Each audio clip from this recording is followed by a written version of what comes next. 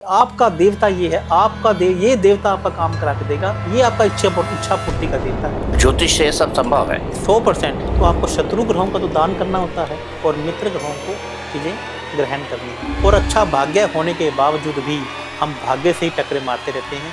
अपने प्रतिद्वंदी को हराने के लिए क्या करना चाहिए, क्या नहीं करना चाहिए, क्योंकि आप तो इच्छा पूर्ति वाले हैं। यदि आपको चुनाव में टिकट लेना है, चुनाव में जीतना है, तो 3rd हाउस का संबंध आपको 11वें घर से स्थापित करना होगा। आपको क्या लगता है, तेज प्रताप यादव का पॉलिटिकल करियर बचेगा या जाएगा, खत्म हो जाएगा? बिल्कुल नहीं बचेगा और वह कम बैक करेंगे आज से तकरीबन 10 साल के बाद। प्रधानमंत्री मोदी आने वाला समय क्या कहती है उनकी कुंडली, देश के लिए कितने अच्छे और कितने शुभ हैं इस वक्त? आने वाला 1 साल उनके फेवर में रहेगा और जिसमें बिहार के इलेक्शन भी आ रहे हैं। जब कभी उन्हें लगा कि वे प्रधानमंत्री नहीं रहे हैं, वो अज्ञातवास में चले जाए, ऐसे अज्ञातवास में चले जाएंगे। हम लोग उन्हें ढूंढते रह जाएंगे और ढूंढने पर भी हमें नहीं मिलेंगे। क्या कहती है अमित शाह जी की कुंडली आपके साथ? अमित शाह जी की कुंडली मैं आपको बताता हूँ, वो भी एक बहुत अच्छी कुंडली है और उनका भी अभी समय बहुत भगवान चल रहा है। ऐसी ही कुंडली योगी जी, वो बोलते हैं सी एंड मार दो, क्योंकि सूर्य की राशि, सूर्य की राशि में बड़ा नेता, तो बड़े नेता का मर्डर। ये तो बड़ा प्रेडिक्शन कर रहे हैं। आप देख लीजिएगा, 2 महीने आएंगे तो आपको ये भारत में ही नहीं पूरे विश्व में देखने को मिलेगा। नमस्कार दोस्तों, मैं हूं दीपक चौरसिया और जिंदगी में ऐसे बहुत कम लोग होते हैं जिनसे मैं बहुत ज्यादा इंप्रेस हो जाता हूं। ऐसे ही एक शख्स से आपको मिलवाने जा रहा हूं। इनके बारे में क्या कहा जाए, जो कहा जाए वो भी कम है, क्योंकि ये एस्ट्रोलॉजी के किंग है। साथ ही साथ मैं आपको ये भी बता दूं, चाहे वास्तु हो, चाहे न्यूमरोलॉजी हो, चाहे अंक विद्या हो, चाहे नाड़ी विद्या हो, चाहे लाल किताब हो, ऐसी तमाम चीजों पर इन्हें महारत हासिल है। इन्होंने कुछ लोगों को ऐसे उपाय दिए हैं कि 9 to 5 का जॉब छोड़कर लोग अब करोड़ों में खेल रहे हैं। समस्या से समाधान तक, इच्छा पूर्ति ज्योतिष, ये इनका नाम है। आचार्य लव भूषण जी मेरे इस वक्त साथ हैं और मैंने आपको बताया, मैं इनसे बहुत प्रभावित हूं। मैंने आपको बताया कि किन किन विद्याओं में इनको महारत हासिल है। आचार्य जी, सबसे पहले मैं आपसे समझना चाहूंगा, कौन सी विद्या आपको सबसे प्रिय है, ये बताइए पहले। न्यूरोलॉजी हो गई, एस्ट्रोलॉजी हो गई, वैदिक ज्योतिष हो गया, साथ ही साथ अंक ज्योतिष हो गया, नाड़ी विद्या हो गई। देखिए, इन सब का जो जिसे हम कहते हैं ना फादर ऑफ द एस्ट्रोलॉजी या फादर, इन सब का जो फादर है वो कहीं ना कहीं ज्योतिष है। और पारस जी ने जो सबसे ज़्यादा इस पे काम किया है, वह इन सब का फादर है, वह इन सब का डैडी है।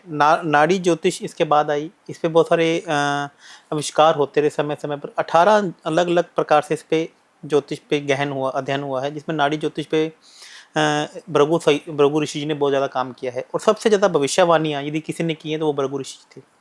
तो इसमें कोई डाउट ही नहीं है। न्यूमरोलॉजी एस्ट्रोलॉजी का मात्र 5% ही है और वास्तु भी एस्ट्रोलॉजी के बाद इसका अध्ययन हुआ, इस पर लिखा गया, तो कहीं ना कहीं ये इसका 30 से 40% है, लेकिन इसका फादर एस्ट्रोलॉजी ही है। एस्ट्रोलॉजी ही फादर है जी। तो ज्योतिष के आप किंग है। तो मैं सबसे पहले आपसे ये समझना चाहता हूँ, सफलता, आपने कहा समस्या से समाधान तक, ये आपका टैगलाइन है। आप इच्छा पूर्ति करते हैं, आपको इच्छा बताई गई। अब मेरी इच्छा मैं आपको बताता हूँ। मेरी इच्छा आज ये है कि मैं रात में बहुत चैन से सोऊं। जी। बताइए क्या करना होगा मुझे? देखिए, अब इसमें 2 बातें आ गई कि इच्छा पूर्ति और रात को चैन से सोऊं, ये दोनों के अगेंस्ट भाव हैं। इच्छा पूर्ति का जो भाव है वो 11वां भाव है और रात को जो चैन से सोना है वो 12वां भाव है। नींद का जो भाव है ना, आसपास कहीं है, 11-12। लेकिन ध्यान रखिए कि 12वें का जो 11वां है, 12वें का जो 12वां है वो 11वां है। यदि आपको चैन से सोना है तो आपको वो इच्छाएं दबानी होंगी जो आपके मन में चल रही हैं। और यदि आपको जब तक नींद ना आए, जब तक आपकी इच्छाएं पूर्ति ना हो, तो आपको कहीं ना कहीं नींद में भी जागना होगा। तो ऐसा एस्ट्रोलॉजी कहा गया। एस्ट्रोलॉजी में ये भी कहा गया कि बिजनेस लाइफ और पर्सनल लाइफ आपके दोनों एंटी है। जैसे मंगल ग्रह उसका होता है 10th हाउस में, और मंगल ग्रह अपनी सप्तम राशि से किसको देखता है, 4th हाउस को। मतलब कि यदि आपको बिजनेस में सक्सेस होना है तो कहीं ना कहीं पर्सनल लाइफ आपकी डिस्टर्ब करता है। मंगल अपनी सप्तम दृष्टि से 4थे घर को देखता है। और यदि आप पर्सनल लाइफ को अच्छा करना चाहते हैं तो गुरु वहाँ पे उसका होता है 4थे घर में, और वह अपनी सप्तम दृष्टि से किसको देखता है, 10th हाउस को। यदि आपने परिवार का ज़्यादा ध्यान देना शुरू कर दिया तो आपका कहीं ना कहीं 10th हाउस, प्रोफेशनल लाइफ खराब हो जाएगी। लेकिन आप अपनी इच्छाओं को पूर्ति करते हुए चैन की नींद सोना चाहते हैं तो ये पॉसिबल है। पहले आपको इच्छा पूर्ति करनी पड़ेगी। अब आराम से सोइए। अब आप भी पैसा कमा रहे हैं और आपका पैसा भी पैसा कमा रहा है, और फिर आप आराम से जी सकते हैं। जिसमें मेरी महारत हासिल है, मैं जिसमें मेरी यूएसपी है कि आप किस प्रकार से अपने पैसे को 100 टाइम कर सकते हैं, मल्टीप्लाई कर सकते हैं, किस प्रकार से अपने नेम एंड फेम कमा सकते हैं। जैसा कि आपको मैंने अपनी ऑफ द कैमरा भी अपनी स्टोरी भी बताई कि जिस अभी ओला कंपनी क्यों इंडिया में आई, क्योंकि ओला के मालिक का जो एक्सपीरियंस था गाड़ी के प्रति अच्छा नहीं रहा। तो इन आवश्यकता आविष्कार की जननी है, तो उन्होंने ओला कंपनी का जनरेशन किया। इसी प्रकार से ओयो कंपनी का मालिक यहाँ पर आया, तो उसका होटल ढूंढने का एक्सपीरियंस अच्छा नहीं रहा। ऐसा ही मेरा जो एक्सपीरियंस है वो एस्ट्रोलॉजी के प्रति अच्छा नहीं रहा, जब मुझे एक अच्छे एस्ट्रोलॉजर की ज़रूरत थी, और जिसने आज मेरे को इंडिया का नंबर 1 एस्ट्रोलॉजर बना दिया। तो आज हम आप क्या ढूंढ रहे थे और आप क्या नहीं ढूंढ पाए जिससे इतनी बड़ी खोज हो गई कि एक एस्ट्रोलॉजी का किंग हमारे सामने बैठा हुआ है? देखिए, ये एक बहुत बढ़िया आपने प्रश्न किया कि मैं क्यों ऐसा बना, मैं क्यों ढूंढ रहा था। 2015 में मैं बैंकरप्ट हो गया था। बैंकरप्ट हो गए? बैंकरप्ट, मैं बहुत बड़ा बिल्डर था, मैं अच्छा। बहुत बड़ा काम कर रहा था, और अच्छा। चलते चला बिजनेस में मैं करीब बहुत बड़े बिजनेस में नुकसान में आ गया, और मैं फिगर वो यहाँ पे कैमरे के सामने बोल भी नहीं सकता। और उसके बाद मेरे को कैंसर भी हो गया ओह। 2015 में। ओह। तो अब जब सभी तरफ से घिर जाते हैं, आपको लगता है कि अभी 3 महीने पहले तो आपके पास एक बंगला है, आप एक आलीशान गाड़ी में घूम रहे हैं, आपके पास दुनिया की समस्त दौलत है जो आपके पास होनी चाहिए थी, और आज आपके पास कुछ भी नहीं है। तो फिर आप एक रास्ता ढूंढते हैं। फिर वैसे ही जैसे एक आम आदमी करता है, मैंने भी एस्ट्रोलॉजर ढूंढने की कोशिश की, और मुझे वो एस्ट्रोलॉजर नहीं मिला जो मेरे को मेरी भावनाओं को शांत कर सके, जो मेरे को एक सही आंसर रास्ता दिखा सके। तो उसने मुझे एक अच्छा एस्ट्रोलॉजर बना दिया, और फिर मैंने सबसे पहले अपने आप को कर्जे से बाहर निकाला, अपने आप को अपनी बीमारी से बाहर निकाला, फिर अपने आप को करोड़पति बनाया। आज मैं एक आलीशान बंगले में रहता हूँ, एक वो जगुआर गाड़ी जो एक आम लोग चाहते हैं। आज मेरी कंपनी की वैल्यू 100 करोड़ से ऊपर की है। आज मेरे बैंक में मैं बात करूँ तो 5 से 10 करोड़ पे बैलेंस है, और आज मुझे कोई एरोप्लेन भी लेना हो तो मुझे किसी से पूछने की ज़रूरत नहीं है, मुझे 1 रुपये की लोन लेने की ज़रूरत नहीं है। तो पहले मैंने ये साबित किया है कि हाँ, एस्ट्रोलॉजी की मदद से मैंने वो सब अचीव किया है जो लोग चाहते हैं। और ज्योतिष से सब संभव है? 100%। ज्योतिष बनी ही राजा महाराजाओं के लिए थी, ज्योतिष बनी ही देवी देवताओं के लिए थी, कि जिन देवी देवताओं ने, अब ये देवी देवता और राजा महाराजा जो हमारे ही ऋषि, हमारे ही संत महाराज, तो इन्हीं के लिए तो एस्ट्रोलॉजी बनी थी। आम आदमी के तो रहस्य तो अब खुले हैं जाकर, नहीं तो आम आदमी को तो इससे दूर रखा गया था कि आपको तो अपना काम कीजिए। हम उनको तो बांट दिया, आप शूद्र हैं, आप वैश्य हैं, और आप ये हैं, आप ये काम कीजिए। राजा महाराजा खुद ही वास्तु करते थे, खुद ही ज्योतिष करते थे, खुद ही बड़े बड़े यज्ञ करते थे। पहले कहाँ आम आदमी को ज्योतिष के बारे में बताया गया था, आप बताइए। तो ये 100% ज्योतिष जो राजा महाराजाओं के लिए और देवी देवताओं के लिए बनी थी। अब देखिए, जो पुराने देवी देवता हैं, पुराने देवी देवता हैं, वो हजारों साल कैसे जी लेते थे, क्योंकि इन्होंने 9 ग्रहों से बाहर भी जो यूरेनस, प्लेटिनम जो प्लैनेट हैं, इनको अपने कंट्रोल में कर रखा था, इन्होंने अपने इसको कब्जे में कर रखा था। तो इनके पास विद्याएं थी जो ज्योतिष में हमारे यहाँ बताई गई। ठीक है, मैं अब आपसे पूछता हूं कि आपने क्या पढ़ा, कैसे पढ़ा और कैसे अपनी समस्या का समाधान निकाला, ताकि मैं आगे जाऊं, चुनाव में जाऊं, इस पर जाऊं कि टिकट लेने वालों को क्या करना चाहिए, क्या नहीं करना चाहिए, जीतने के लिए क्या करना चाहिए, क्या नहीं करना चाहिए, अपने प्रतिद्वंदी को हराने के लिए क्या करना चाहिए, क्या नहीं करना चाहिए, क्योंकि आप तो इच्छा पूर्ति वाले हैं। आपने क्या पढ़ा ज्योतिष में और कैसे अपनी समस्या का समाधान निकाला? ये दर्शक ये जानना चाहेंगे जब आपने इतनी बड़ी स्टोरी हमको सुना दी है। देखिए, मैं आपको सबसे पहले तो ये बात आपको बताना चाहूँगा, एक होती है सुप्रीम पावर। सुप्रीम पावर जैसे ब्रह्मा, विष्णु, महेश, माँ दुर्गा, माँ लक्ष्मी, माँ सरस्वती। हम लोग जानने में सीधा सुप्रीम पावर की ही पूजा करते हैं। जैसे मान लीजिए एक भारत की बात करता हूँ, तो मोदी जी हैं, तो मोदी जी के नीचे 40 से 50 डिपार्टमेंट है। अब आपको जल विभाग से कोई काम है, तो आप यदि गलती से परिवहन विभाग में जाएंगे तो काम हो जाएगा। यदि आप मोदी जी से संपर्क करेंगे तो मोदी जी क्या बोलेंगे, ये परिवहन विभाग का काम है, पहले आप वहाँ पे जाकर अपनी बात कीजिए। तो उसी प्रकार से हमारे 33 कोटि देवी देवता हैं। 33 कोटि मतलब 33 करोड़ जिसे कहा जाता है, वैसे बेसिक 33, जिसमें से 6 हमारे सुप्रीम पावर हैं, और बाकी जो 27 नक्षत्र में बांट दिए। हमें ये मालूम होना चाहिए कि हमारा जो देवता कौन है, हमारा अति मित्र देवता कौन है, जो सबसे मेरी यूएसपी है, यूनिक है, वो इंडिया में कोई नहीं बताता है। कि मैं उसे बताता हूँ कि आपका देवता ये है, ये देवता आपका काम करा के देगा, ये आपका इच्छा पूर्ति का देवता है। ऐसे हमारा इच्छा पूर्ति का देवता है, ऐसे हमारी इच्छा पूर्ति का एनिमल है, पशु है, पक्षी है, फल है, जो मैं बोलता हूँ आपको नहीं खाना है। ऐसी इसी प्रकार से जो 9 ग्रह हैं, उनमें से 3 ग्रह हमारे होते हैं जो हमारे शत्रु हैं, और हम जानने अनजाने में उन्हीं शत्रु ग्रहों को अपने पास में इकट्ठा कर लेते हैं। और 3 ग्रह हमारे मित्र होते हैं, और 3 ग्रह हमारे न्यूट्रल हैं। यदि हमने मित्र ग्रहों के साथ को अपनी तरफ फॉरवर्ड कर लिया, मतलब मजबूत कर लिया, तो 3 न्यूट्रल ग्रह भी हमारे साथ में आकर खड़े हो जाते हैं, और जो मित्र शत्रु हैं वो चुपचाप दुबके से साइड में बैठ जाते हैं। और हम लोग 99% लोग क्या गलती करते हैं, उन शत्रु ग्रहों को एक्टिव कर लेते हैं और जिसे न्यूट्रल ग्रह भी उनके साथ में आ जाते हैं। और अच्छा भाग्य होने के बावजूद भी हम भाग्य से ही टकरे मारते रहते हैं, भाग्य से ही टकराते किस्मत जाते हैं। जबकि भाग्य तो कहता है ना कि आप आगे बढ़ो, मैं आपके साथ हूँ, लेकिन उससे पहले आपको उस देवता के पास जाना पड़ेगा जो आपका काम आपकी सुप्रीम पावर से कराएगा, आपके नेचर से कराएगा, आपकी ग्रहों से कराएगा। ठीक है, आपने बहुत सरल ढंग से समझाया कि 9 ग्रह होते हैं, 3 आपके मित्र हो गए, 3 आपके शत्रु होगा और 3 न्यूट्रल हो गए। तो अगर मुझे कैलकुलेट करना है कि मेरा मित्र ग्रह क्या है तो क्या करना पड़ेगा? देखिए इसमें क्या है कि हमारे 27 नक्षत्र होते हैं, तो इसमें जो 27वां जो हमारा जन्म का नक्षत्र है, उसका जो 27वां नक्षत्र है वो हमारा अति मित्र नक्षत्र है।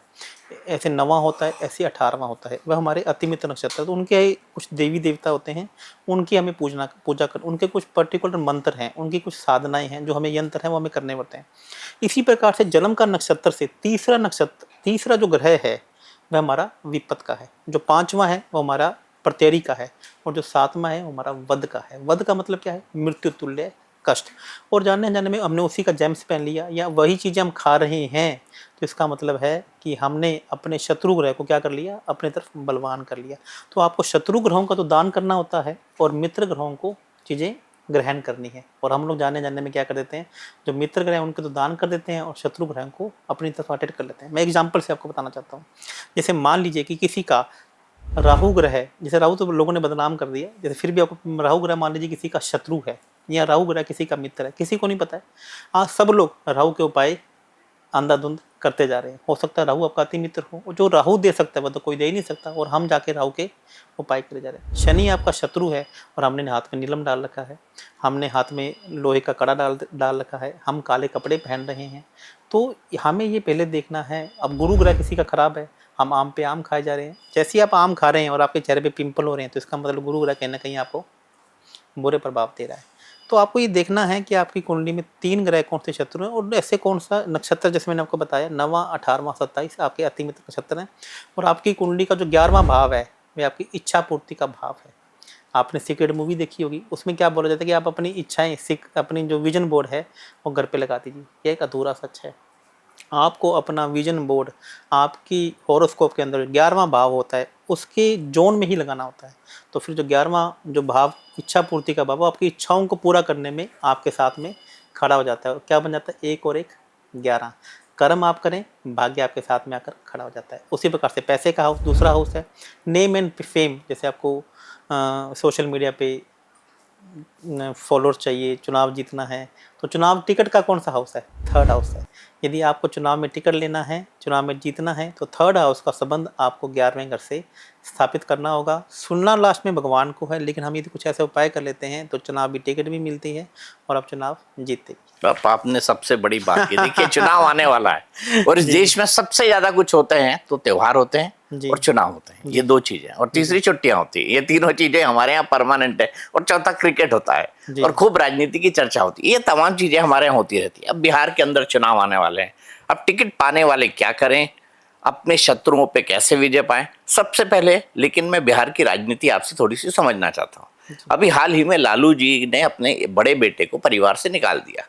एक उन पर उन्होंने एक पोस्ट डाला सोशल मीडिया पर जिसमें उनकी एक लड़की के साथ तस्वीर थी। तलाक का केस उनका ऑलरेडी चल रहा था, तो उन्होंने अपने लिए मुसीबत मोल ली। लालू जी ने उनको पार्टी से भी निकाला, लालू जी ने उनको परिवार से भी निकाला, तेज प्रताप यादव को। तो आपको क्या लगता है ये कौन से ग्रह हैं जो पिता और पुत्र में झगड़ा करा रहे हैं? सूर्य शनि, इसमें कहीं कोई डाउट नहीं है। यदि मैंने तेज प्रताप यादव की कुंडली भी देखी तो उनमें पितृदोष एक बहुत बड़ा मुख्य कारण भी है, और घर का सुख भी उनकी कुंडली में कहीं ना कहीं नहीं है। और उनकी कुंडली में कुछ ऐसे योग भी बन रहे हैं जो उनके पिताजी से भी झगड़ा कराएंगे, उनका अपने भाई से भी कराएंगे, उनका अपनी मदर से भी कराएंगे, और उनकी वाइफ से भी करवाएंगे। तो उनकी कुंडली में घर का सुख जो का योग है वह बहुत कम है। और मैं आपको ये बात बताता हूँ, दिखाना अलग होगा और अंदर से चीज़ें अलग होंगी। ये जो लालू जी हैं दिखाने के लिए कुछ और कर रहे हैं, और अंदर से आज भी वह उनके साथ में कहीं ना कहीं है, और अंदर से उनकी पूरी मदद करेंगे जो उनसे हो सकती है। लेकिन आप तो कह रहे हैं झगड़ा भी होगा। झगड़ा सूर्य शनि थे, तेज प्रताप यादव हैं, उनका कहीं ना कहीं मनमुटाव उनके पिताजी के साथ आज भी रहेगा, कल भी रहेगा। वो लालू जी उनके लिए जान ही क्यों ना दे दें, तेज प्रताप उनका कभी एहसान नहीं मानेंगे। तो आपको क्या लगता है, तेज प्रताप यादव का पॉलिटिकल करियर बचेगा या जाएगा, खत्म हो जाएगा? बिल्कुल नहीं बचेगा, और वह कम बैक करेंगे आज से तकरीबन 10 साल के बाद। आप मुकेश अंबानी और अनिल अंबानी जैसी ही कुंडली तेज प्रताप यादव और तेजस्वी यादव की है। तो तेजस्वी यादव की कुंडली में क्या है? तेजस्वी यादव की कुंडली में उनके मैक्सिमम ग्रह एक बहुत अच्छे भाव में बैठे हैं, बहुत अच्छे सिग्निफिकेंट दे रहे हैं, जो उनके पिताजी के साथ भी संबंध अच्छे बनाएंगे, माता जी के साथ संबंध भी अच्छे बनाएंगे, जनता के साथ भी संबंध अच्छे बनाएंगे, और परिवार के साथ भी संबंध अच्छे बनाएंगे। उनकी कुंडली मुकेश अंबानी की तरह है, और तेज प्रताप की कुंडली अनिल अंबानी की तरह, जो एक बार पूरी तरीके से फेल हो जाएंगे, फिर फ्लॉप हो जाएंगे, और फिर वापस कम बैक करेंगे। ऐसा उनकी कुंडली में ऐसा दिख रहा है। ये दोनों कुंडली आपने बता दी, लेकिन क्या तेजस्वी की कुंडली इतनी स्ट्रांग है कि इस चुनाव के बाद वो मुख्यमंत्री बन जाए? अभी मुझे ऐसा लग रहा है कि उनका राहु की अंतर्दशा एक्टिवेट है, और राहु उनके 12वें घर में बैठे हुए हैं, और राहु का नक्षत्र लॉर्ड मंगल है, जो उनका साधक बनकर बैठा है। तो ऐसा मतलब पॉसिबिलिटी तो ऐसी दिख रही है कि चुनाव ऐसा नहीं कि एक तरफा होगा कि नीतीश जी जीत जाएंगे या बीजेपी जीत जाएगी, या कहीं ना कहीं बिल्कुल। तो इसका मतलब मुकाबला कांटे का होगा। नीतीश कुमार जी की कुंडली भी समय बहुत अच्छी दिख रही है, और प्रधानमंत्री मोदी जी की कुंडली भी इस वक्त में जो मैंने भी स्टडी करके आया हूँ, तो उनका टाइम भी 1 जून के बाद अभी कहीं ना कहीं उनके बुध ग्रह की अंतर्दशा शुरू हो रही है, वो उनके उच्च के बैठे हैं, उनका नक्षत्र लॉर्ड भी उनके फेवर में बैठा हुआ है। तो एक समय था पिछला 2 से 2.5 साल का जो उनकी फेवर में नहीं था, तो अब उनका भी समय कहीं ना कहीं अच्छा चल रहा है। तो कहीं ना कहीं जो मुकाबला होगा वह त्रिकोणीय होगा, और एक तरफा कोई भी पार्टी मुझे यहाँ पे जीतती हुई नहीं दिख रही है। लेकिन अंत में यदि मैं बोलूँ तो यहाँ पे जो तेज प्रताप यादव हैं वो थोड़े अकेले रह सकते हैं, और बीजेपी और नीतीश कुमार जी वापस मिलकर सरकार बना सकते हैं। मतलब आपको उसकी संभावना ज्यादा उसकी नजर आ रही संभावना है मुझे ज़्यादा तेजस्वी के कंपैरिजन में? कंपेरिजन में। तो क्या फिर नीतीश कुमार फिर से मुख्यमंत्री बनेंगे? नीतीश कुमार जी मुख्यमंत्री बनेंगे ऐसा मुझे संभावना लग रही है, लेकिन मुझे ऐसा लग रहा है कि 1 से 1.5 साल के बाद उनके स्वास्थ्य में कहीं उन्हें गंभीर परिणाम देखने को मिल सकते हैं। अभी भी मुझे ऐसा लग रहा है कि उनके चार्ट में देखने के बाद कि उनका लॉन्ग हॉस्पिटलाइजेशन उनका कहीं ना कहीं मुझे दिखा रहा है कि उनके स्वास्थ्य के कारण से उन्हें मुख्यमंत्री का पद छोड़ना पड़ सकता है।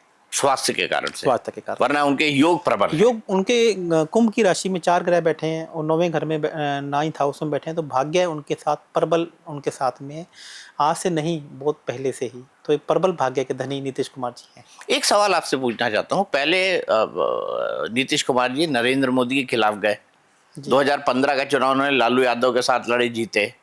फिर उसके बाद वो फिर बीजेपी के साथ आ गए। बीजेपी के साथ आने के बाद एक बार फिर वो लालू जी के साथ चले गए, इंडिया गठबंधन बना लिया, फिर बीजेपी के साथ आ गए। तो ये कौन से ग्रह हैं जो आपको जो है ये कभी इधर कभी इधर कभी इधर, वो गाना है ना कि इधर चला मैं उधर चला, जाने कहाँ मैं किधर चला, फिसल गया। फिसल गया। तो ऐसे क्यों फिसलते रहते हैं नीतीश ऐसे कुमार? इसलिए फिसलते रहते हैं। एक्चुअली में क्या है कि जो 7वां भाव होता है ये संबंधों का हाउस होता है। संबंधों का, जैसे उन्होंने एक मुख्यमंत्री बनाया था अपनी जगह पे किसी को भी, उनके साथ भी उनके संबंध बहुत ज़्यादा मधुर नहीं रहे। तो एक्चुअली क्या है कि ये उनकी कुंडली में एक योग है कि उनका जो 7वां जो हाउसेस है ना वो बहुत अच्छा मजबूत नहीं है, और 7वां घर मल्टीपल लोगों के साथ में रिलेशन बनाता है। और यदि यहाँ पे मैं किसी फीमेल की बात करूँ, यदि मैं किसी महिला की बात करता हूँ, तो यदि मैं महिला की बात करूँ तो ऐसे महिलाओं के किसी कई पुरुषों के साथ में संबंध होते हैं, और जिनके साथ भी जैसे संबंध अच्छे होने जाते हैं वो उनको छोड़कर चली जाती हैं, उन्हें कोई और अच्छा लगने लग जाता है। तो ऐसे सेम योग नीतीश कुमार जी की कुंडली में बन रहे हैं। तो ये उनके साथ में आज ही नहीं, इनके साथ में आगे भी चलता रहेगा। मतलब आगे भी पलटी मार सकते हैं नीतीश कुमार?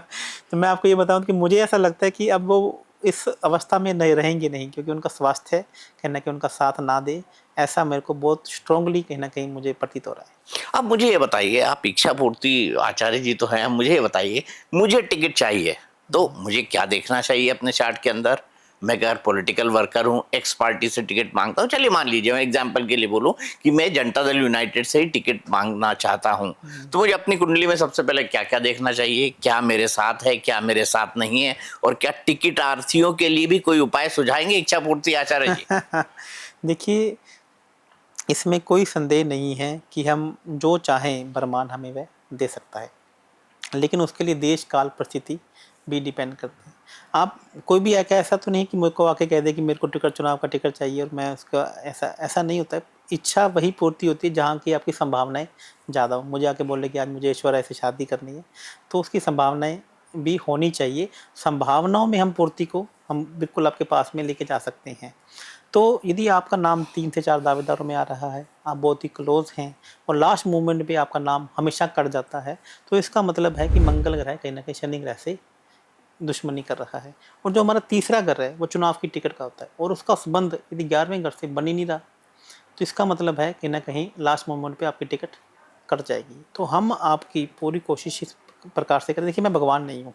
मैं एक डॉक्टर हूँ और मैं एक अच्छा डॉक्टर हमेशा ये कोशिश करता है कि ऑपरेशन के वक़्त ले जाते समय किसी भी पेशेंट की मृत्यु ना हो। लेकिन क्या वो कभी चाहता है कि उसकी ज़िंदगी ना बचे? तो हम अपनी पूरी जो मेरे को भगवान ने विद्या दी है, या मैं एस्ट्रोलॉजी को जानता हूँ और अभी देखिए दिल्ली के चुनाव आपके सामने हुए हैं। अभी राजस्थान के चुनाव अभी आपके सामने हुए हैं। तो मैं आपको भगवान से डर कर कहना चाहता हूँ कि आज पूरे इंडिया में 100 से ज़्यादा एमएलए अपने क्लाइंट हैं। 500 से ज़्यादा आईपीएस आईएएस अधिकारी मेरे क्लाइंट्स हैं और जिनके ऐसे आईएएस अधिकारी, ऐसे आईपीएस अधिकारी जिनका बहुत समय से प्रमोशन ही नहीं हो रहा था, पोस्टिंग नहीं हो रही थी या अपनी मन माफिक जगह पे उनको पोस्टिंग नहीं मिल रही थी। तो आज मेरे से मिलने के बाद मैं सार्वजनिक जनाब उनका नाम नहीं ले सकता हूँ, तो उन्हें वह चीज़ें मिली क्योंकि उन्होंने उस इच्छा पूर्ति देवता के पास में जाके मांगा जिसको हमने उनको बताया। कैसे चुनते हैं आप ये इच्छा पूर्ति देवता? इस सवाल से पहले एक और सवाल पूछना चाहता हूँ। कैसे आपकी ग्रह दशा आप देखें, अगर आप टॉप 3 कैंडिडेट में आ रहे हैं, उसके बाद भी आपका टिकट आखिरी वक्त पर कट जाता है, तो क्या उपाय करने चाहिए आपके हिसाब से? देखिए, सबसे पहले तो हम उसका समय देखेंगे कि उसका समय बलवान है या नहीं है। तो मैं उनको पहले ही बता दूँगा, देखिए टिकट मिलने के योग आपकी कुंडली में उतने अच्छे मजबूत नहीं हैं। लेकिन एक एक जाता है कि जिसकी जो कुंडली में योग समय बहुत अच्छा चल रहा है, समय बलवान चल रहा है, तो हम उसके समय को और बलवान कर सकते हैं। हम उन्हीं ग्रहों को और ज़्यादा मजबूत कर सकते हैं जो आपकी इच्छा पूर्ति के देवता हैं। जैसे मैं एक बात बताता हूँ आपको, हमारी कुंडली के अंदर 11वां भाव मैंने आपको बताया इच्छा पूर्ति का। यदि मान लीजिए वहाँ पे नॉर्थ वेस्ट की 2 नंबर की राशि बैठी है, यानी कि नॉर्थ वेस्ट की दिशा है, तो मैं ये जातक को ये बोल लूँ कि आप पहाड़ों वाले देवता मंदिर में जाइए और वहाँ पर जाके एक हवन करा के आइए, जो हवन मैं बोल रहा हूँ।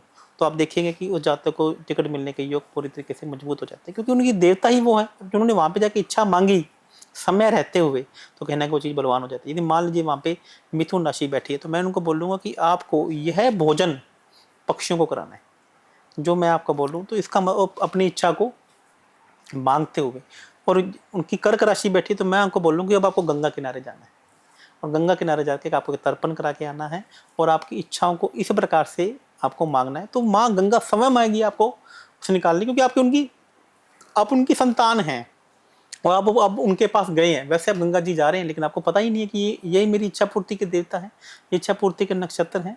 तो इस प्रकार से हम आपके जो 3rd हाउस में जो देवी देवता बैठे हैं, जो 11 हाउस में देवी देवता बैठे हैं, उनकी आपस में एक मीटिंग करवा देते हैं। आप मेरी बात को समझ रहे हैं? जैसे आपको टिकट लेनी, तो आप बीच में कोई ना कोई व्यक्ति बिठाते कि मेरी वहाँ पे पहुँच कर दो।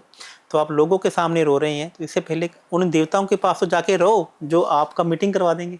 तो फिर वो आपकी मीटिंग उन लोगों के साथ अपने आप करवा देंगे जो आपको टिकट दिलवा देंगे। और सामने वाला जब टिकट साइन पे साइन कर रहा होगा, तो उसके साइन ऐसे लगेगा कि भैया मुझे इस व्यक्ति को ही टिकट देनी है, क्योंकि अब एप्लीकेशन कहाँ से आई है? ऊपर से आई है, ब्रह्मांड से आई है। तो ये इच्छा पूर्ति के देवता कैसे डिसाइड होते हैं किसी एक व्यक्ति विशेष की कुंडली में? मैं ये मान लीजिए फॉर एग्जांपल मी, इच्छा पूर्ति के देवता मैं आप आपको कैसे डिसाइड करें? अपना बताता हूँ जी, ना। आप अपना आपकी बताइए। जैसे आपकी मैं जन्म तिथि तो मेरे पास अभी नहीं है, तो हम इसको संपर्क कर लेंगे ऑफ द कैमरा। जैसे मान लीजिए कि मेरा जन्म का नक्षत्र भरनी नक्षत्र है, तो मेरा जो 27वां नक्षत्र है वो अश्विनी कुमार जी है। तो मतलब कि घोड़ों की सेवा करना मेरे लिए सबसे अति प्रिय है। अश्विनी कुमार जी जो सूर्य के जो रथ है ना, रथ वाहन है, वो अश्विनी कुमार जी हैं। तो यदि मैं सूर्य की 2 घोड़ों वाली तस्वीर, अब लोग क्या करते हैं 7 घोड़ों वाली तस्वीर अपने घर पे लगा लेते हैं, लेकिन अश्विनी कुमार जी के कितने घोड़े हैं? 2। 2 घोड़े हैं। तो 2 घोड़ों वाली तस्वीर आपको पूर्व में लगानी है। अश्विनी कुमार जी की मेरे को सेवा करनी है। मैं अश्विनी कुमार जी का मंत्र अश्विनी नक्षत्र में करता हूँ। आप मेरी बात को समझने की कोशिश करें।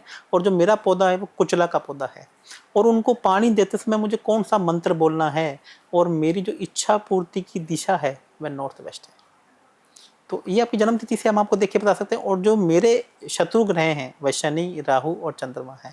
अब मुझे उनको कैसे मनाना है, तो जैसे मैं आपको अपने बारे में बता रहा हूँ, इसी प्रकार से मैं लोगों को बताता हूँ कि शनि ग्रह, अब शनि ग्रह का मुझे सबसे अच्छा मैं आपको एक उपाय बताता हूँ। जैसे मान लीजिए किसी का शनि, लोग ये शनि ग्रह के उपाय सरसों का तेल ही समझते हैं, जबकि शनि ग्रह का सबसे अच्छा उपाय है बर्फ। 9 ग्रहों में से सबसे यदि ठंडा ग्रह है वह शनि ग्रह है। यदि आपको शनि ग्रह को अपने फेवर में करना है तो आप मंदिर में बर्फ़ का डोनेशन करना चालू कर दीजिए। आप गरीब लोगों को, छोटी बच्चियों को बर्फ़ के गोले खिलाना चालू कर दीजिए। आइसक्रीम लोगों को खिलाना चालू कर दीजिए। तो शनि ग्रह यदि आपके कहीं खराब भी सिग्निफिकेंट दे रहे हैं तो आपके शत्रु भी बैठे हैं तो भी वाकई उच्च हो जाएंगे। ठीक है, अब मैं यहाँ से आगे चलता हूँ। देखिए, आपने इच्छा पूर्ति के बारे में तो बता दिया, आपने टिकट वालों के लिए वो बता दिया, लेकिन वो लोग जो टिकट लेना चाहते हैं उनको क्या डूज होने चाहिए, क्या करना चाहिए उनको और क्या नहीं करना चाहिए? जो लोग आपको सुन रहे होंगे, और आपको तो पता है राजनीति में हर कोई कभी काउंसलर बनना चाहता है, कभी एमएलए बनना चाहता है, कभी एमपी बनना चाहता है, फिर मंत्री बनना चाहता है, फिर मुख्यमंत्री बनना चाहता है, फिर प्रधानमंत्री बनना चाहता है। आदमी की महत्वाकांक्षाओं की कोई सीमा नहीं, और महत्वाकांक्षाएं होनी चाहिए। जब आदमी बड़ा सपना देखे तभी बड़ी जगह पर पहुंच सकता है। तो मुझे बताइए, क्या करना चाहिए और क्या नहीं करना चाहिए ऐसे लोगों को? देखो, पहले तो आपको ये देखना चाहिए कि आप किंग हैं या किंग मेकर हैं। इसमें भी दो मैं आपकी बातें बताऊंगा। जैसे अभी मैं मोदी जी की कुंडली देख रहा था और अभी अमित शाह जी की हमने कुंडली देखी। मोदी जी और योगी जी की जब आप कुंडली देख रहे थे तो मोदी जी और जो योगी जी हैं वो किंग हैं। अमित शाह जी जो कुंडली देख रहे हैं वो किंग मेकर हैं। किंग मेकर बनते वो किंग बनेंगे, ऐसा उनकी कुंडली में योग है। यदि मैं उनकी कुंडली में देखूँ तो उनका सूर्य भी नीच का है, मैं अमित शाह जी की बात कर रहा हूँ, और उनका मंगल ग्रह भी नीच के हैं। लेकिन ये दोनों ग्रह नीच के होने के बावजूद उनकी कुंडली में मित्र बनकर बैठे, जैसा मैंने आपको बोला। तो इसका मतलब है कि ऐसा व्यक्ति किसी को मारते हुए डरेगा नहीं। और अभी देखिए, आज आपको मैं एक अच्छी बात और बताना चाहता हूँ। कुंडली के अंदर यदि आपको विश्व विजेता बनना है, आपको किसी को हराना है, तो आपकी कुंडली में 1 या 2 ग्रह नीच के भी होने चाहिए। सभी लोग कहते हैं कि नीच के ग्रह अच्छे नहीं होते। मैं आपको ये बताता हूँ, क्योंकि जब तक आपका नीच के ग्रह नहीं होंगे तो आपको सामने वाले को येन केन प्रकरण कैसे जीतेंगे? जब तक आपको युद्ध के अंदर साम दाम दंड पे सब चाहिए कि नहीं चाहिए? तो ये गुण आपके अंदर कैसे आएगा? जब 1 या 2 ग्रह आपके नीच के होके आपके मित्र न बैठे होंगे, तभी तो आपके अंदर वो चतुराई आएगी, तभी तो आपके अंदर वो क्लेवरनेस आएगी। तो इसका मतलब है कि आपको ये समझने की, कहीं हम लोग ऐसा ना करते ना कि वो जो ग्रह नीच का तो बैठा हुआ है लेकिन अंदर से मैं क्या है, मेरा मित्र है, और जानने अनजानों में आपने उनके उठा के दान कर दी। ये हम सबसे बड़ी गलती करते हैं। हम एक एस्ट्रोलॉजर के पास जाते हैं, तो हमारे लिए एस्ट्रोलॉजी क्या है? वही 500 रुपये का एक पंडित है जो हमें बैठा हुआ मंदिर में दिखाई देता है, जबकि वो कर्मकांड पंज्योतिष है, और ये जो हम ज्योतिष कर रहे हैं ये फलित ज्योतिष है।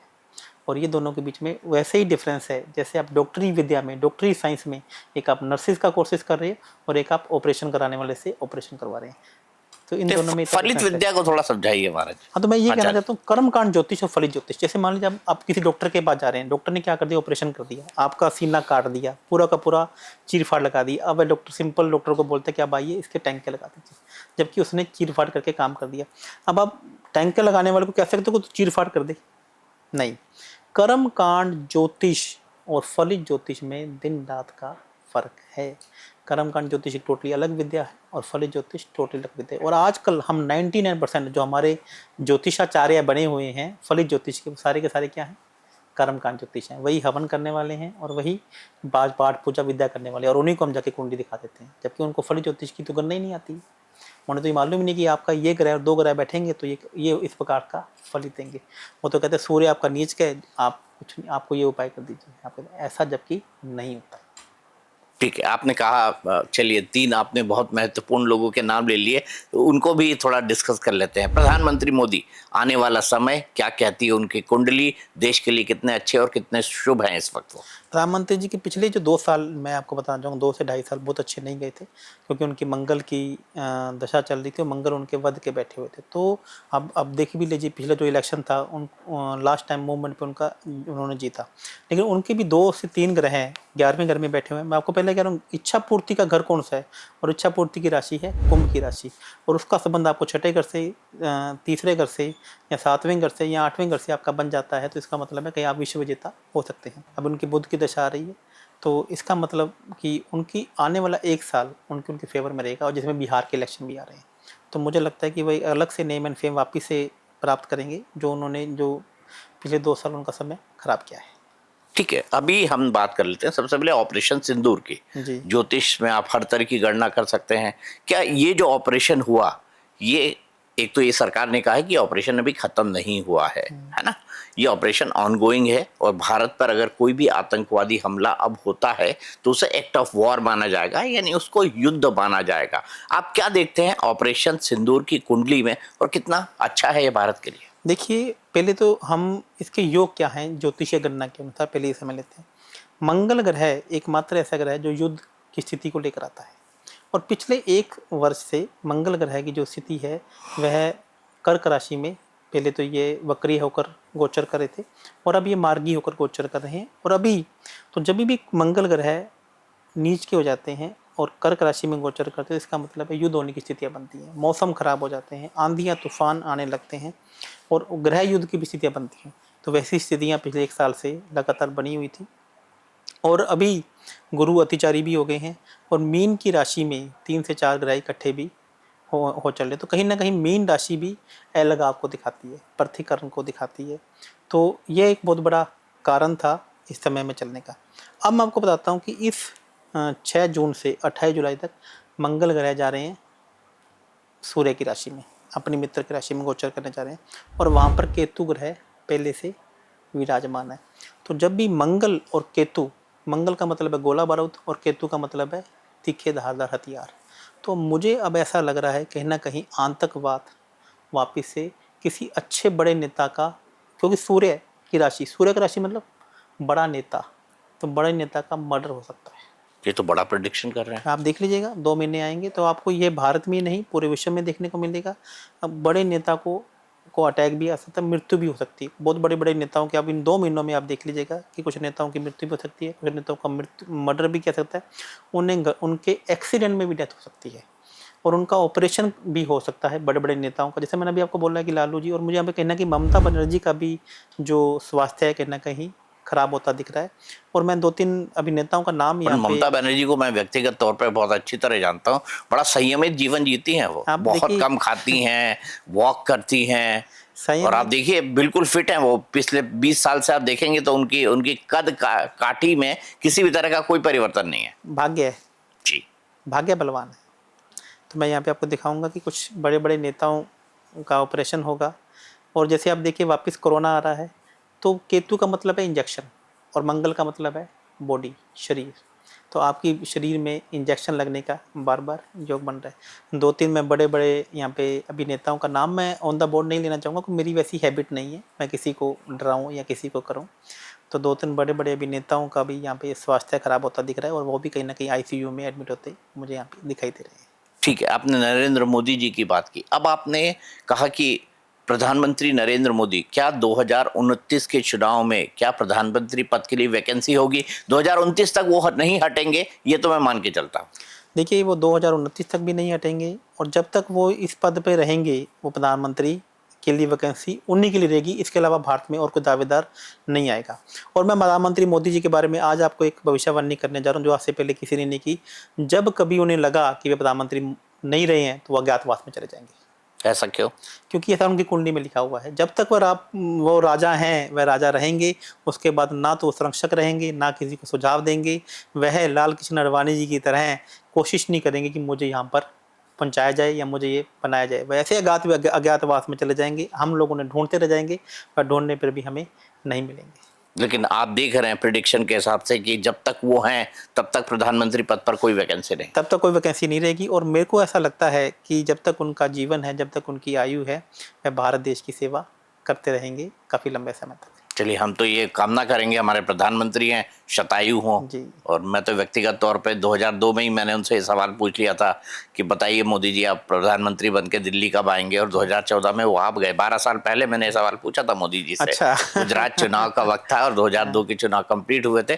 मोदी जी मणिनगर से निकल कर आ रहे थे, मैं उनके सामने पड़ा और आप देखेंगे ना, मैं उस वक्त आज तक के लिए काम करता था। एक क्लिप आपको इंटरनेट पे वायरल मिल जाएगी, मैंने देखी और आपके बारे में तो ये संयोग भी हुआ। तो हम तो चाहेंगे, हम तो किसी का मतलब हमारे यहाँ तो सनातनी ये परंपरा है कि हम अपने दुश्मन का भी बुरा नहीं चाहते। जी, तो हम ये तो हमारे प्रधानमंत्री की बात है, तो हम तो चाहेंगे कि वो शतायु हो। अब मुझे बताइए अमित शाह की कुंडली, आपने कहा किंग मेकर की कुंडली है, उनकी कुंडली क्या कहती है? आपने स्टडी किया है? जहाँ तक मैं जानता हूँ अमित शाह जी भी ज्योतिष, नाड़ी विद्या, इसके खुद बहुत बड़े ज्ञाता हैं। मैं आपको एक बात बताता हूँ कि यह सब हम लोग दिखाने में कहते हैं कि हम लोग ज्योतिष हम नहीं मानते हैं, ज्योतिष हमको फॉलो नहीं करते हैं। ज्योतिष बनी ही राजाओं के लिए, ज्योतिष बनी मोदी जी के लिए, अमित शाह जी के लिए। आम आदमी तो यूट्यूब पे और इंस्टा पे तो फेसबुक पे ये उपाय देखे कर लेता है और वहीं से अपना दिलराजी कर लेता है। अरे दोस्तों, ज्योतिष वो नहीं है जो आप इंस्टा पे देख रहे हैं, जो आप यूट्यूब पे देख रहे हैं। ज्योतिष वो है जिसे आप अपनी हर इच्छा को पूर्ति कर सकते हैं। हम अपने खराब समय को थोड़ा कम कर सकते हैं, लेकिन ये मत सोचिएगा कि ज्योतिष कभी ये कह दे कि आप घर बैठे रहिए और आपको काम करने की जरूरत नहीं है। काम तो करना ही पड़ेगा, लेकिन भाग्य को आपके साथ मिला कर दे देगी। चाहे वो बिल क्लिंटन हो, चाहे वो फेसबुक का मालिक हो, ज्योतिष की ज़रूरत सभी को है, थी और भविष्य में रहेगी। एक परफेक्ट आदमी, एक अमीर आदमी इसलिए अमीर होता है साहब, क्योंकि वह परफेक्ट आदमी को चुनता है। वह चुनता है कि मैं उसी आदमी को चुनूं जो इस काम को करने में परफेक्ट है। और जो एक गरीब इंसान, वो गरीब इसलिए रह जाता है कि उसे लगता है कि सारे काम मैं खुद ही कर लूँगा, मैं अपने आप ही कर लूँगा। अब आपको चुनना है कि आप एक परफेक्ट आदमी बनना चाहते हैं, तो ऐसे आदमी को चुनिए ना जो उस काम का परफेक्ट हो और जिसने उस काम में डंका बजा दिया हो।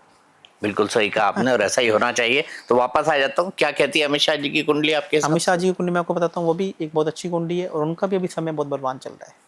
तो ये ध्यान रखिए, मैं मोदी जी की कुंडली देखूँ, यदि मैं अमित शाह जी की कुंडली देखूँ, तो यहाँ पे यदि मैं, इसमें भी ना दो तरीके के नेता होते हैं, उदारवादी नेता और एक उनको क्या वर्ड में यूज, उग्र नेता।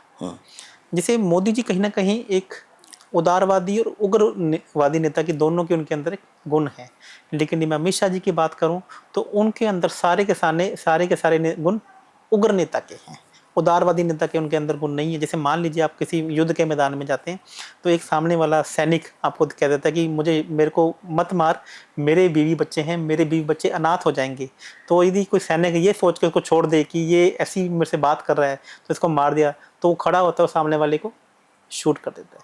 तो अमित शाह जी इस बात पे बिलीव नहीं करते हैं।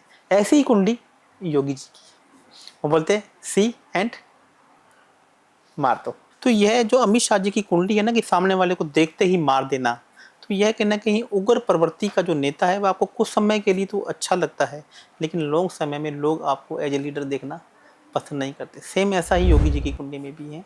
वह भी कुछ लोग आपको कुछ समय के लिए तो बहुत लाइक करेंगे, लेकिन कुछ समय के बाद आपके विरोध में आकर खड़े हो सकते हैं। जैसे आप देखिए योगी जी के चुनाव में, देखिए अभी यूपी का चुनाव हुआ तो उनके ही पार्टी वाले उनके खिलाफ में खड़े हो गए, तो जनता उनके साथ में थी। तो कहीं ना कहीं योगी जी को और अमित शाह जी को, यदि आपको एक भविष्य का प्रधानमंत्री बनना है तो आपको उग्र प्रवृत्ति के साथ साथ में उदारवादी प्रवृत्ति भी अपने साथ में लेकर आनी पड़ेगी, जो नरेंद्र मोदी जी के अंदर 100% मुझे कहीं ना कहीं दिख रही है। और ये प्रिडिक्शन आपका उनकी कुंडली के हिसाब से? कुंडली के हिसाब से है। ऐसा क्यों होता है? किसी कुंडली में क्या ऐसा होता है जो आपके नेचर को इस तरह से बनाता है, स्वभाव देखिए, को? मैं आपको एक आतंकवादी और एक आईपीएस की कुंडली में का दोनों का डिफरेंस बताता हूँ। पर ये उदाहरण थोड़ा गड़बड़ है। अब हम एक नेता की बात नेता करें। की बात करते चलिए हम एक पॉजिटिव और एक नेगेटिव उस तरह से बात। नेगेटिव की थोड़ी सी बात करते हैं कि जैसे सूर्य और मंगल हमारी जब कुंडली में एक अच्छे हमें रिजल्ट देते हैं, तो इसका मतलब है कि हम देश के प्रति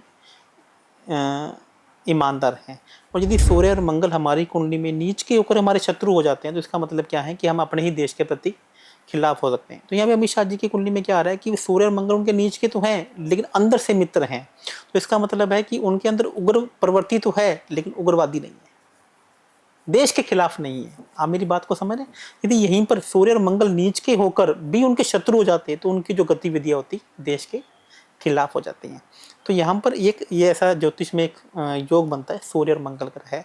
तो एक आतंकवादी क्या होता है कि सूर्य मंगल उनका नीच के होकर भी शत्रु हो जाते हैं, तो उनकी जो कार्य एक्टिविटी है वो देश के खिलाफ हो जाती है।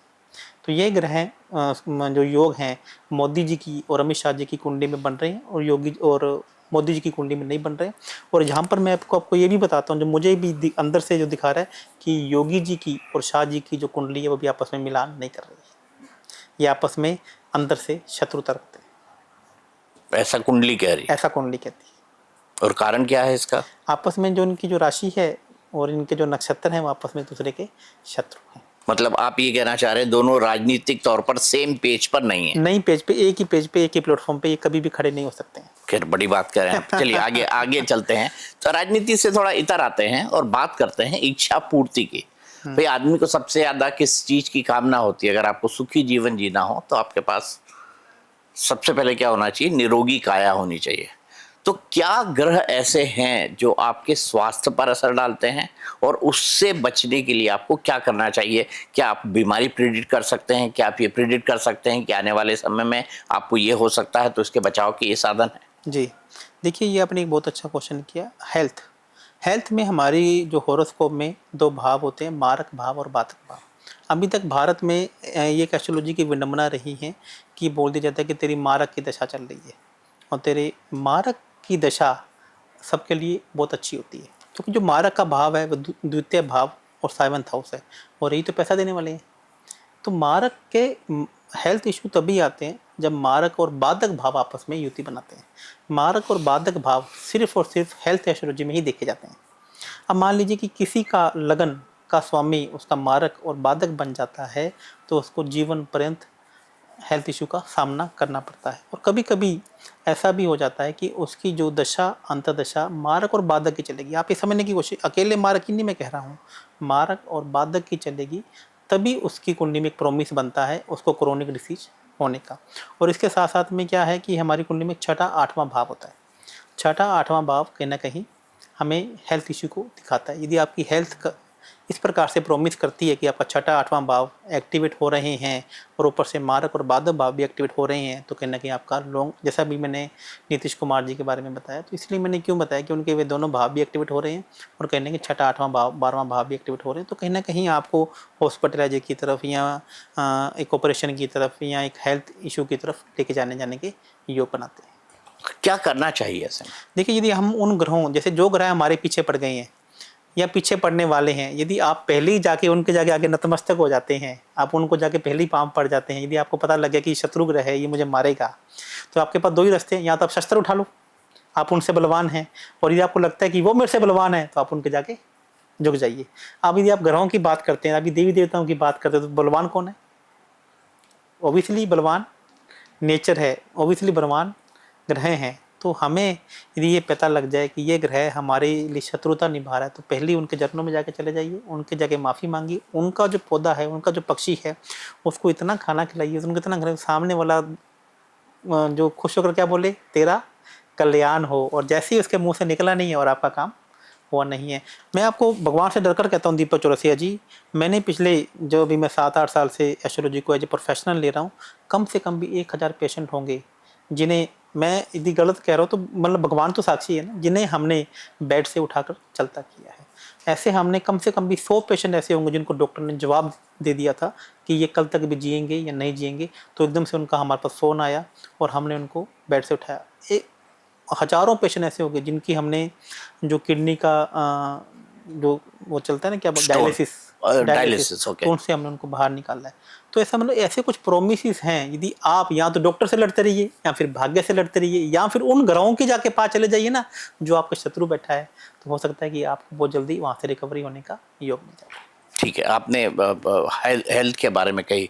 हेल्थ में लोग ये देखते हैं कि जब हेल्थ किसी की खराब होती है, सब कुछ खराब होता है, सब कुछ गड़बड़ा जाता है। तो आप एक आम इंसान से, या जो ये पॉडकास्ट सुन रहा है, इससे क्या कहेंगे कि हेल्थ को लेकर उसको क्या क्या प्रिकॉशंस रखने चाहिए ज्योतिष विद्या के अनुसार, और किन किन चीज़ों को उसको इंडिकेटर मानना चाहिए कि शायद ये अब गड़बड़ होने का संकेत है, देखिए और आप तुरंत एक अच्छा कंसल्टेशन कीजिए? जी, देखिए सबसे पहले तो सोच लीजिए कि आपका पहला, 5वां, 9वां और 11वां भाव हमें अच्छी हेल्थ को दिखाता है। सबसे ज़्यादा इसमें से भी इम्पोर्टेंट हाउस है 5वां घर। देखिए इस प्रकार से आपको या किसी भी आम जातों को समझना मुश्किल हो जाएगा। मैं बताता हूँ, रोग ऋण शत्रु का 6ठा घर है, और उसको जो नगेट करता है, उसको जो कैंसिल करता है, वो उसका 5वां घर कैंसिल करता है। 5वां घर सूर्य का है, जो आपकी इम्यूनिटी या हेल्थ को दिखाता है। यदि आपको सूर्य को बलवान करना है, तो आप सबसे पहले एक नियम बना लीजिए कि आपको नंदी को, बैल को गुड़ खिलाना है या उन्हें पानी पिलाना है। ये एक नियम मान लीजिए। सूर्य को आपको जल चढ़ाना है, सूर्य को आपको नमस्कार करना है, यदि आपको लंबे समय तक जीना है, लंबे समय तक हेल्थ रहना है। ये एक बेसिक नियम हो गई, आपकी फर्स्ट एड हो गई है जो आपको करना है। इसके साथ में जो इंद्र देवता, सूर्य देवता का जो पौधा है, जो वृक्ष है, वह बरगद का पेड़ है। यदि आप बरगद के पेड़ में संडे को छोड़कर मीठा जल चढ़ाना भी शुरू कर देते हैं, तो कहीं ना कहीं वह ग्रह आपसे प्रसन्न रहता है, तो आपको लंबी आयु का एक वरदान आपको प्रदान करता है। ये तो एक हेल्थ है। तो उसके खिलाफ आपको देखना पड़ेगा कि आपकी रोग ऋण शत्रु में कौन कौन सा ग्रह आपका बाधक बनता है। जैसे मंगल केतु की युति बन रही है, तो यदि आप अभी से ही मंगलवार को मीठी रोटी बनाकर, मीठी रोटी आप ना मंगलवार को देखते हैं, यदि आप अभी से ही मीठी रोटी बनाकर मंगलवार को कुत्तों को खिलाना चालू कर दीजिए तो आपका मंगल केतु का प्रभाव कहीं ना कहीं आपकी कुंडली में कम हो जाएगा। और यदि ये नहीं कर सकते तो सूजी का हलवा बनाकर मीठा हम कुत्तों को खिला सकते हैं। यदि बहुत सारे फॉरेन क्लाइंट्स भी अपने को देख रहे हैं तो केतु कुत्ते नहीं भी हैं तो आप ऐसे धर्मशाला में या मंदिर में जाइए जहाँ से बाहर के तीर्थ यात्री यहाँ पर रुके हुए हैं तो उनको मीठा खिला दीजिए, उनको मीठी रोटी बना के खिला दीजिए या मीठे मालपुए बनाकर खिला दीजिए। तो कहीं ना कहीं आपकी जो हेल्थ, जो भी मंगल केतु की युति, आपको कम प्रभाव देगी। ठीक है, अब आगे आता हूँ। स्वास्थ्य के बाद जो सबसे बड़ा मुद्दा होता है कि आदमी की काया तो निरोगी होनी चाहिए लेकिन पास में माया भी होनी चाहिए। उसके बिना कुछ नहीं हो सकता, उसके बिना जिंदगी नहीं चल सकती। आदमी के पास इतना पैसा तो होना चाहिए कि वो सक्षम तौर पे अपने कर्तव्यों का निर्वाह कर सके, अपने परिवार का निर्वाह कर सके। तो पास में माया हो, इसके लिए क्या करना चाहिए और इसके लिए आप क्या, यही सबसे बड़ा यक्ष प्रश्न है आज का। यही तो मेरी यूएसपी है, यही तो मुझे आता है, इसके अलावा तो मुझे समझ लो कुछ आता ही नहीं। तो बताइए अगर आपकी यूएसपी है। देखिए मैं आपको एक बात बताता हूँ। सबसे पहले तो हम लोगों में कुछ प्रकार की भ्रांतियां हैं कि यदि आपको 100 करोड़ का आदमी बनना है तो आपके जेब में 100 करोड़ रुपये होने चाहिए। यदि आपके पास 1 करोड़ रुपये 2 करोड़ रुपये हैं तो भी आप 100 करोड़ रुपये के आदमी बन सकते हैं। क्योंकि यदि आपके पास 1 करोड़ रुपये 100 करोड़ तो उसको 100 करोड़ बनने में समय नहीं लगेगा। आप ये देखिए कि आप, यदि भगवान ने आपको 100 करोड़ रुपये बनाना है या आपको 1000 करोड़ का आदमी बनाना है तो 5,000 करोड़ का आदमी बनाना है तो ऊपर वाला बलवान होना चाहिए। क्या बलवान होना चाहिए? ऊपर वाला बलवान होना चाहिए। ऊपर वाले को तो मालूम ही नहीं कि ये 1000 करोड़ है, कि ये 5000 करोड़ है, कि ये 10,000 करोड़ है। उन्हें तो इतना ही कहना है तथास्तु, तेरा काम हो जाए। पहली बात तो हम मांगने वालों की ही हमारा पोटेंशियल ही नहीं है, हम मांगते ही नहीं है। हम मंदिर में जाते हैं, हम भगवान के जाते हैं, मुझे लाख रुपए दे दे, मुझे 5 लाख रुपए दे दे, मुझे 500 करोड़ रुपए कितने लोगों ने मांगे? मेरा पॉडकास्ट देख के बता दो आप, कितने लोगों ने 100 करोड़ रुपए मांगे? मुझसे आते हैं लोग, कहते हैं कि आचार्य जी मुझे 100 करोड़ का आदमी बना दो, 10% आप ले लो। अरे भैया मुझे नहीं चाहिए 10%, मेरे को तो मेरी फीस चाहिए। मैं आपको 100 करोड़ कमाने का एक रास्ता बता सकता हूँ। आप जाओ सीधा ऊपर वाले से मांगो, मेरे से क्या मांग रहे भाई? मैंने थोड़ा देने, देने तो किसने? ऊपर वाले ने। जैसा मेरे को मेरे भगवान ने 100 करोड़ का बनाया है तो पैसा मैं आपको बता दूंगा। ऊपर वाले ने, देखने वाले ने नहीं देखना, देखना आपको है। आपको तो एक रास्ता पता होना चाहिए कि आपको काम कौन सा करना है। जैसे मैंने आपको बोला कि 3 ग्रह आपके शत्रु ग्रह होते हैं और आपने गलती से भी उन्हीं ग्रहों का काम कर लिया, भटकते रहो, करते रहो। जितना कमाओगे उतना वापस दे जाएगा, क्योंकि वो कुछ आता ही नहीं कमाना।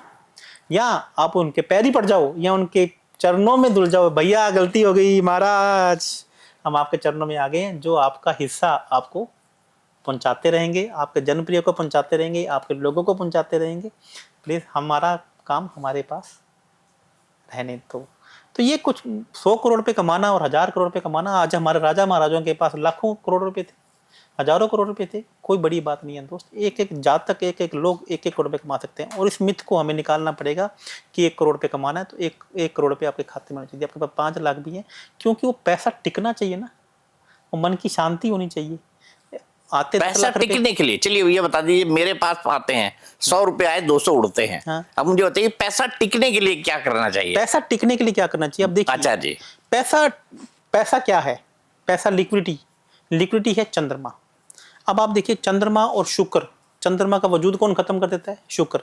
दूध जब फटता है तो क्या बन जाता है? दही पनीर बन जाता है। जब आपकी कुंडली में चंद्रमा शुक्र का योग बन गया तो इसका मतलब पैसा आपके पास टिकना ही नहीं है, क्योंकि वजूद ही शुक्र ने खत्म कर दिया। आप समझ रहे ना? दूध का वजूद कौन खत्म कर देता है?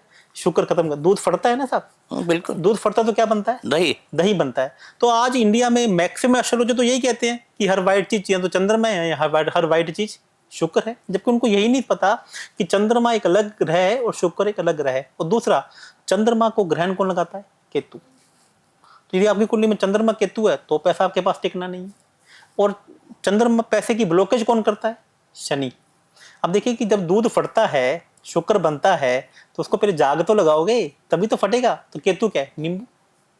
आप जैसे चंद्रमा में नींबू डाल दिया तो आपका दूध फट जाएगा, पैसा टूकेगा ही नहीं। और तीसरा क्या है? शनि। शनि कौन है? बर्फ। पानी बहता जा रहा है और जैसे ही आप देखो ग्लेशियर बने तो क्या बन गया? पानी का प्रवाह रुक गया। तो चंद्रमा के प्रवाह को रोकता कौन है? शनि। आज मैक्सिमम लोगों की कुंडली के अंदर चंद्रमा शनि, चंद्रमा केतु, चंद्रमा ये है, और लोग चंद्रमा राहु के उपाय करे जा रहे हैं। अरे राहु तो आपके पैसे को क्या कर रहा है? मल्टीप्लाई कर रहा है। तो हमें आपकी कुंडली को देखना पड़ेगा ना। मैं जनरली आपकी कुंडली में एक उपाय देख के आपको बता देता हूँ। यदि आपकी कुंडली में चंद्रमा शनि है तो पहले मेरी बात को देखने की, यदि आपकी कुंडली में चंद्रमा शनि है तो इस बात को पहले देख लीजिएगा। ऐसा नहीं हो कि चंद्रमा केतु के उपाय कर दिए। चंद्रमा शनि है तो आपको चलते पानी में बादाम बहाने हैं। चंद्रमा शनि है तो आपको बर्फ की सिल्लियां मंदिर में डोनेट कर दीजिए, गरीबों के घर में डोनेट कर दीजिए। आपके घर में जितनी बर्फ पड़ी है वो खुद मत यूज कीजिए, सारे के सारे काम वाली को दे दीजिए।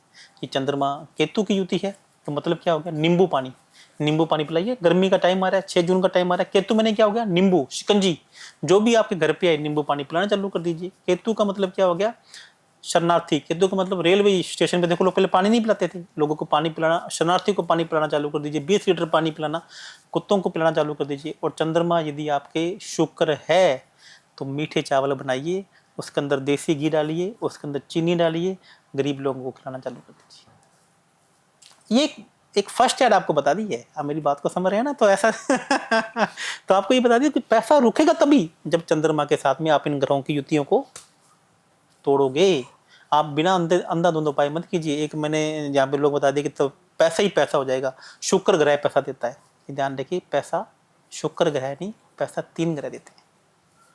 पैसा देने वाली राशियां कौन कौन सी हैं, वृषभ राशि, कन्या 2, 6, 10 मकर राशि। और इच्छा पूर्ति की 3 राशियां कौन कौन सी हैं, कुंभ, तुला और मिथुन राशि। तो इसका मतलब हो गया इन जो इनके लोड हैं वह हैं बुध, शुक्र और शनि। यदि आप इन तीनों ग्रहों को खुश कर लेते हैं तो पैसा आपके पास चल कर आ जाएगा। और लोग किसको मनाने में लगे पड़े हैं, सूर्य को, मंगल को, गुरु को, राहु को, केतु को। अरे भैया इनके पास तो पैसा देने का अधिकार ही नहीं है। पैसा देने का अधिकार ही 3 ग्रहों के पास है, बुध, शुक्र और शनि। और राहु इनको मल्टीप्लाई करता है यदि आपको एक अच्छे लेवल में इनकी सपोर्ट को मिल जाए।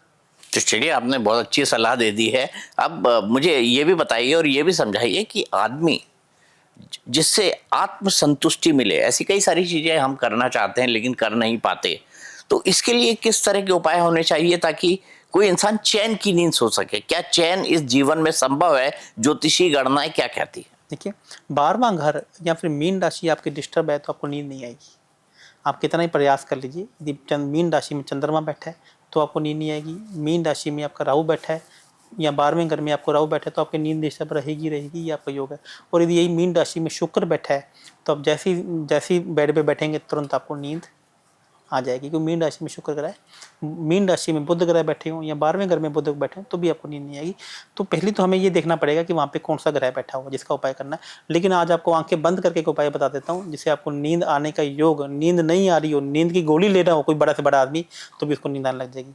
आपको आपके पास के आश्रम में जाना है, चाहे वृद्ध आश्रम हो, चाहे बच्चों का आश्रम हो, चाहे वो अंधों का, किसी भी ब्लाइंड बच्चों किसी भी आश्रम हो, और वहाँ पे रस वाले फल, रसगुल्ले या फिर रस वाले मिठाइयाँ, रसगुल्ले या फिर संतरा आप या फिर जूस, किसी भी प्रकार का जूस वहाँ पे बांटना आना चालू कर दीजिए। आपका शुक्र ग्रह उचका हो जाएगा और आपको नींद आनी शुरू हो जाएगी। और एक उपाय और बता देता हूँ, आप अपने तकिए के नीचे सौंफ रखना चालू कर दीजिए, क्योंकि बुध ग्रह वहाँ पे नीच के होते हैं और सौंफ से देखा जाता है। और अगले दिन सौंफ को उठाइए, किसी भी पास के पेड़ के पौधे में डाल के आने दीजिए, देखिए आपको किस प्रकार से नींद आनी चालू हो जाएगी। और यदि आपको रात को डरावने सपने आते हैं, यदि आपको ऐसा लगता है कि कुछ हो ना जाए, तो अपने तकिए के पास में चाकू या कैंची रखना चालू कर दीजिए, क्योंकि केतु वहाँ पे उचके हैं। जैसी कोई आत्मा, जैसी पुराने सपने आएंगे तो चाकू कैंची लगा सीधा उसके गर्दन में जाके घुसेगी, जो डरावने सपने आपको डराने देने। तो आप वो चाकू या कैंची अगले 7 दिन में किसी न किसी गरीब आदमी को डोनेट कर दीजिए। और यदि 12वें घर में शनि महाराज जी बैठे हैं तो अपने पास में एक मिट्टी के बर्तन में सरसों का तेल भर के रखिए, और अगले दिन किसी भी नदी के किनारे या कहीं पे भी कुछ भी नहीं दिखे तो पास के चौरस्ते में रखाइए, तो नींद ना आए तो मेरे को आप बता दीजिएगा। तो मेरे कहने का मतलब है कि ये उपाय आपकी कुंडली से देख के किए जाते हैं, नहीं तो आपको जनरली उपाय भी कर सकते हैं। ठीक है आचार्य जी, आपने बताया इन सब के बारे में। हम राजनीति से हमने बात शुरू की थी, इसी से खत्म करते हैं। आप खुद राजस्थान से आते हैं, आपका निवास जयपुर है, अभी आप प्रवास पर दिल्ली के अंदर हैं। मैं आपसे जानना चाहता हूँ, राजस्थान के चुनाव हुए अभी कुछ साल पहले, तो वहाँ तो आपके बड़े सारे विधायक, सांसद, क्लाइंट होंगे, तो कोई ऐसा प्रेडिक्शन बताइए, भले से आप नाम मत बताइए, आपने किसी को बताया हो और वो 100% मुफीद, 100% सही साबित हुआ। देखिए, मैं आपको अभी आप देखेंगे कि बहुत सारे यदि मंत्रिमंडल में ऐसे चेहरे शामिल हुए जिनकी उम्मीद भी आप नहीं कर सकते थे। अभी दिल्ली के चुनाव हुए तो वहाँ पे भी बहुत सारे मंत्री ऐसे बने जिनकी आप उम्मीद भी नहीं कर सकते। तो कहीं ना कहीं बहुत सारे लोग हमसे जुड़े हुए हैं। और मैं भी आपको बताऊंगा कि अभी राजस्थान में वापस से मंत्रिमंडल का फेरबदल होने वाला है और मंत्रिमंडल नए लोग मंत्री भी बनाए जाने वाले हैं। तो मेरे कुछ जातक जो मेरे क्लाइंट, मेरे कुछ एमएलए हैं, तो आने वाले टाइम में आप उनको मंत्री बनते हुए देखेंगे। और मैं आपको एक बात और बताना चाहता हूँ, भारत के इतिहास में एस्ट्रोलॉजी को एक कला माना गया है, एक विज्ञान नहीं माना गया है। तो हमने भारत सरकार को, राजस्थान को और सरकार को एक पत्र भी हम लिखने जा रहे हैं, एक ये कि इसको कला नहीं, इसको विज्ञान माना जाए, कला के साथ साथ में विज्ञान भी माना जाए। क्योंकि जब इसकी यूनिवर्सिटी हैं, आप इसके बारे में पढ़ाते हैं, तो इनकी तरफ से भी आपको एक मंत्री पद में मनोनीत तरीके से लेके जाना चाहिए। और ये भगवान ने आप हमें हमारा साथ दिया, तो आप देखेंगे कि ज्योतिष से आपको भारत सरकार में एक मंत्री पद भी आने वाले समय में आपको देखने को मिलेगा। ज्योतिष मंत्रालय आप ही क्या? आज इस बात की भविष्यवाणी मैं आपके माध्यम से करना चाह रहा हूँ। और ज्योतिष तो पढ़ना चाहिए, हमारी इतनी पुरानी पुरातन सनातनी विद्या है, और इस सनातनी विद्या का तो सम्मान होना चाहिए लोगों। लेकिन लोगों ने समय समय पर इसको नुकसान पहुंचाया, इसके बारे में अफवाहें उड़ाई, इसके बारे में अलग अलग तरह की भ्रांतियों का प्रचार किया, इसको ढकोसला बताया, क्या क्या नहीं बताया आचार्य जी। इसके पीछे का कारण कहीं ना कहीं हम लोग ही हैं कि, और हम अपनी विद्या के प्रति जागरूक नहीं हो पाए। इसमें गलती हमारी इसलिए भी नहीं है क्योंकि हमारी 4 पीढ़ियों से पहले हमारे जो ग्रंथ थे वो मुगलों के द्वारा उठाकर अफ़गानिस्तान में लेके चले गए, और वहाँ से वह ग्रंथ पूरे विश्व में फैल गए। जैसे अभी मैं न्यूमरोलॉजी की बात करता हूँ, तो ये चाइना, जो जितनी भी भारत में न्यूमरोलॉजी चल रही है, ये हमारी विद्या ही नहीं है। हम लोग तो कैलेंडर को फॉलो ही नहीं करते, इंग्लिश कैलेंडर को। आप बताओ, क्या कभी आपने दीपावली देखी कि एक ही तारीख को आती है? क्या आपने कभी होली देखी कि एक ही तारीख को आती है? हम तो तिथि को फॉलो करते हैं। और ये जन्म तिथि कहाँ से, ये डेट ऑफ कहाँ से आगे मूलांक और भाग्यांक, ये तो टोटली चाइना की विधि है, जिनको हमारी साइंस, मैं आपको एग्जांपल से बताता हूँ, हमारी साइंस 100% थी, बहुत सारे ग्रंथ तो जला दिए गए, उसमें से आधे 50% ग्रंथ उठा के अफगानिस्तान में या ईरान इराक में लेके चले गए। तो कितने परसेंट विद्या गई है हमारे यहाँ से? 50%। और 50% का 25% पहुंची चाइना के पास। तो चाइना ने, जो आज इंडिया में जो फेंग शुई वास्तु लोग लागू करते हैं, उनको 25% विद्या समझ में आई। 25% यदि उनको समझ में आई, पहुंची उनके पास 25%, तो उनको समझ में कितनी आई होगी? 10 से 12%। और 10 से 12% उन्होंने अपने ऊपर लागू किया, तो उनको इतना फ़ायदा हो गया। और वहीं से इंडिया के न्यूमरोलॉजिस्ट और फेंग शुई वास्तु वाले उनसे 5% सीख के आज भारत के अंदर उनको अप्लाई कर रहे हैं। और आज इंडिया के लोगों को इसलिए डराया जा रहा है कि तेरा नॉर्थ ईस्ट में टॉयलेट है तो तेरे को कैंसर होगा, तेरा साउथ वेस्ट में एंट्री है तो तू तो मारा गया, तेरा कोने का घर है तो आप बर्बाद हो गई। मैं आपसे पूछना चाहता हूँ साहब कि ऐसा कौन सा महल है जो इंडिया में कोने का नहीं है? कौन से राजा के महल के बगल में महल था? कभी सो के देखा आपने? हर महल कोने का है, हर महल चीज़ें हैं। आपको मालूम है, जब वनवास हुआ था तब माँ ककई माता कोप भवन में जाके रोने लगी थी। उन्होंने, दशरथ ने पूछा कि ककई कहाँ है, तो वो कहते कोप भवन में है। कोप भवन का मतलब यहाँ पे हमारा एक रुद्र भवन कहा गया है, जिसे हम आज की डेट में टॉयलेट बाथरूम का जगह ये मानते हैं। तो ये वास्तु आज का नहीं है, ये वास्तु जन्मों जन्मांतर का पुराना है। लेकिन जो आप वास्तु फॉलो कर रहे हैं भारत के अंदर, वह चाइना का वास्तु, फेंग शुई वास्तु है, वह भारत की विद्या का 10% भी नहीं है। आचार्य जी, अगला पॉडकास्ट इसी पर होगा, इसी पर होगा। इसी पर होगा, और लंबी बातचीत होगी। आज की बातचीत काफी दिलचस्प थी। हमने राजनीति से लेकर जीवन में सफल कैसे बनना है, इन तमाम मुद्दों पर बात की। आचार्य जी, आपका बहुत बहुत धन्यवाद। इसी तरह हमारी बातचीत होती रहेगी, और समय समय पर हम आपसे इन तमाम मुद्दों पर, जो है जिसको बोलते हैं ना, गरम गरम चर्चा करते रहेंगे। हमारी ये चर्चा चाय पे भी हो सकती है, कॉफी पे भी हो सकती है, लेकिन चर्चा जरूर होगी। बहुत बढ़िया सर। चलिए, बहुत बहुत शुक्रिया। हमारे इस पॉडकास्ट में आज के लिए इतना ही। आपको कैसा लगा लिखकर बताइए। साथ ही साथ ये भी बताइए कि आपको इन पॉडकास्ट के सुनने के बाद क्या इस विषय में कुछ नई जानकारी मिल पा रही है। अगर आप मिलना चाहते हैं, बात करना चाहते हैं, तो आपको पता है क्या क्या डिटेल्स हैं उसके, वो डिटेल्स इसके अंदर पड़े हुए हैं। बस मैं सिर्फ चलते चलते यहाँ पर ये कहना चाहूँगा कि मेरी कोशिश ये होती है कि हर विधा, हर कला के लोगों से आपको मिलाऊं। अभी ज्योतिष की बारी है, और भी मुद्दे आएंगे, और भी लोग आएंगे, और भी अलग अलग रंग के, अलग अलग फील्ड के, अलग अलग विधा के मास्टर और फेमस लोग आएंगे, जिनसे हम ये पॉडकास्ट लगातार करते रहेंगे।